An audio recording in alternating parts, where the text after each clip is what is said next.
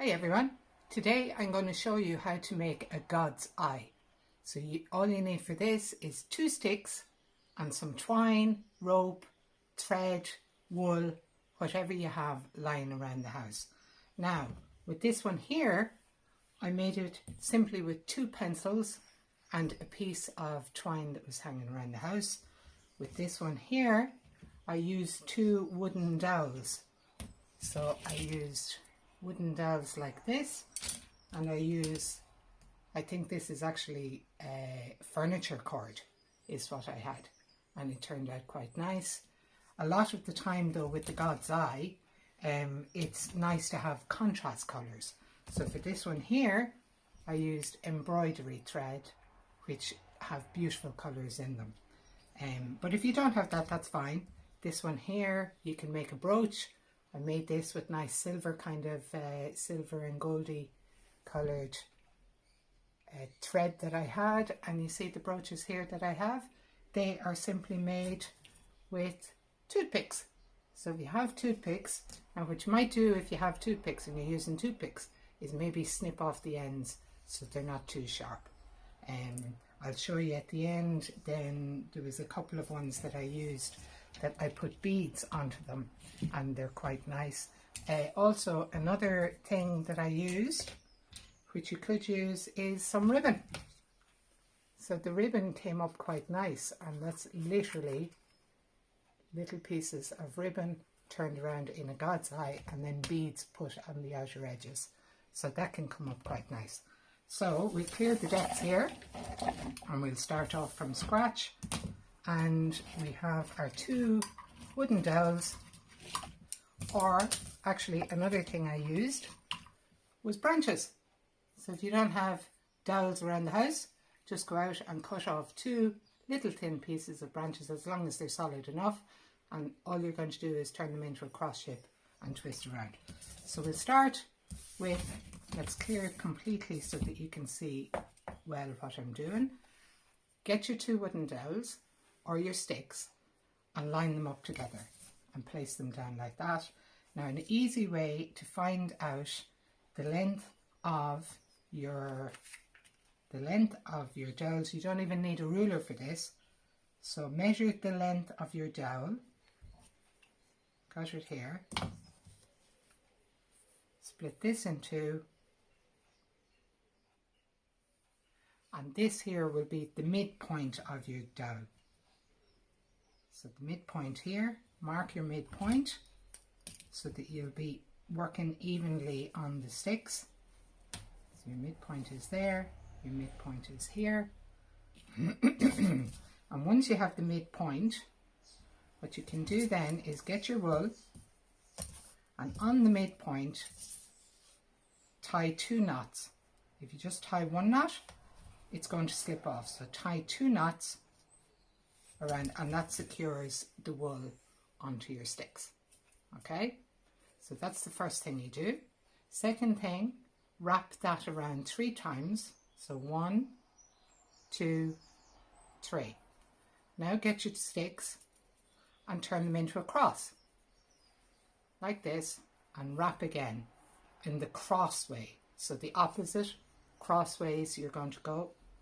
So across the middle, 1, 2, 3, and that should be fairly secure for you to work on now. So watch this, you're getting your string, you're going over the stick, around, over and across to the next one. So over, under, and turn it and go across to the next one. Over, under, and cross to the next stick. Over, under, keep it pulled tight if you can, and cross to the next stick. Over, under, and cross to the next stick. Over, under, cross to the next stick, and you can keep turning it as you're going around. Over, under, cross to the next, under, cross to the next, under. And if you keep remembering that pattern, that you're going over the next stitch, under it, and crossing to the next one, so remember it that way and you won't go wrong with this pattern. And already you can see the God's eye starting to take shape. So you can do that for as long as you want. It's nice though with a God's eye to actually contrast the colours. So this used to be called Ojo, or this is called Ojo de Dios, because they reckon that it originated in Mexico. So that would be Spanish for Eye of the God. So keep going until it gets to the size you want it to be for the middle of the eye. And then if you want to change colours, you can keep going in the one colour if you want. But if you want to change colours, cut the tail end off and then simply tie 2 knots here. Now if your wool is very, very, very thick, now that's 1 knot, but then tie 2 knots. 2 knots. So you have the 2 knots at the end, so that's secure. So when I'm starting off with my next colour, I usually don't start where I've just tied the knot. I go on to the next piece. And it's good if you're using colours to maybe have contrast colours, rather than, say, if you have an orange here, then going for a lighter shade orange. You can do it that way, but it's nice if you just make it into a contrast. You see here, the black really throws up the colours as you go along. So I put black every second colour, so it really brings it to light then as you're going along. This one here, I moved, these are the colours of the rainbow. Orange, Richard of Orange gave battle in vain. Yes, red, orange, yellow, green, blue, indigo, violet.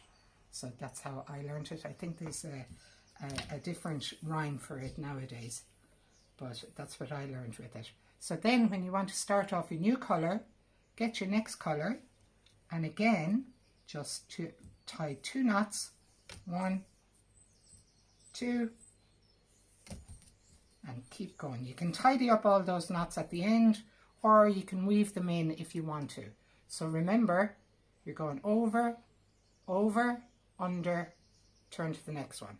Over, under, turn to the next one. Over, under, and turn to the next one. Then you're going around it and go to the next one. You can secure that tail end in there as you go along, or you can cut those off. Over, under, over, under, over, under, over. And that's the way you keep going like that until you build up as much as you want to make of it.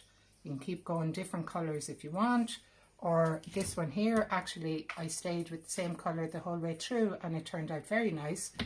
This one here is the same colour, but then on every round I did 2 rounds each time.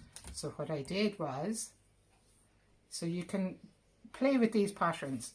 So each time I went around the bar twice and then came along, twice and then came along, twice and then went to the next thing, and that spaces out your pattern. So actually, if you wanted to do a plain one and then did another one and turn it this way and link the 2 of them up, it comes out in a very, very pretty pattern. So there's a whole load. Once you learn how to do this, this one here, if you can see that, I went over the bar each time for the middle one, but then for the second colour, I went under the bar. So I went backwards. I went the opposite way around. And what that does is it changes, it gives you depth. If you can see that, it gives you depth and it spaces out the colour. So there is actually red, orange, yellow, green. So that's using the same colours as this, but it just came out a bit differently. So it's quite nice. So that's that. There's, you can look, you're only limited by your imagination. This one here, I went around 3 times. So I started around here, round the middle, round the next one, but then I came backwards. And then when I got to here, it went back again. So I never incorporated the 4th leg of the sticks in this one. and you can make that pattern. Or this one here, if you can see it, it's turned into more of a kite shape because I went around once, around once, around once, but then when I got to here, I went around twice and then came up. So this spaces out these ones and keeps these ones here tight together, and that is a quite nice kind of a finish to it.